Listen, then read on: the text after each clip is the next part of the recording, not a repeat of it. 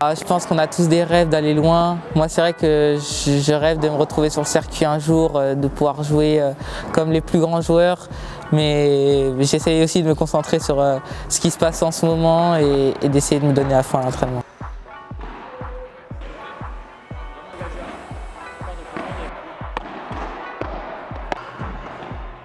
C'était un gardien de football à l'époque. Gardien sur le terrain. Et du coup, il est vraiment parti. Alors d'ailleurs, c'est marrant parce que sur la formation, c'est pas du tout le même type de joueur. C'est-à-dire qu'il a des choses à apprendre qu'un joueur qui viendrait du tennis n'aurait pas à apprendre, comme certains coups en direct où il faut repartir sur la technique de base, les volets aussi, qui sont des volets beaucoup plus padel que des volets tennis qui vont avoir peut-être des fois un petit peu moins d'effet ou moins d'amplitude.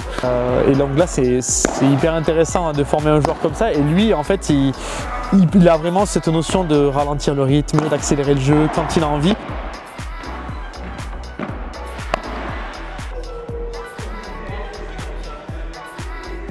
Ce qu'on fait un petit peu là aujourd'hui, c'est que tu vois, il travaille une chiquita, où c'est en direct ou avec la vue de chercher les pieds et forcément avancer pour prendre le filet, et que sur ses volets, tu vois, à mi-hauteur, il s'engage vraiment.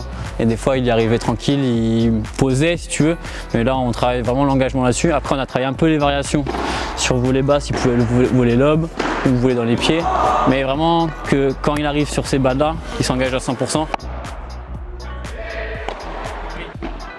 C'était en novembre cette année au Paraguay avec nous. Donc gros voyage déjà, c'est une première pour lui aussi. 15 heures de voyage, des escales en groupe en plus. Donc voilà, dans un pays particulier au niveau de la sécurité, des installations sportives aussi. Ça lui a permis de voir un petit peu comment ça jouait, les points qu'il avait à travailler. Et ça l'a beaucoup motivé de vivre cette expérience. Au final, il est reparti quand on est rentré et il était comme un fou. Il est reparti à l'entraînement à 200%. C'est vraiment une super expérience que j'ai vécue, pouvoir voir le jeu international, voir le niveau des Espagnols, des Argentins, c'est vraiment très très fort.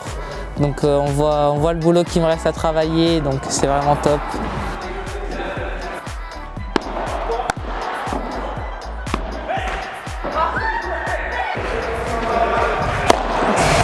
Voilà, par exemple, j'ai eu un lob du milieu, donc j'ai fait un pas de plus vers le centre pour pouvoir me mettre sous la balle et pouvoir avoir la balle derrière moi.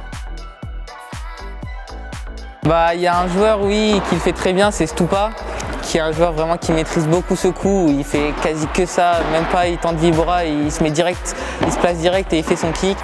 C'est quelque chose qu'il a travaillé, qu'il a senti de suite. L'effet est venu très vite, pas comme chez certains joueurs. Des fois, on a du mal à le trouver, il faut le travailler longtemps.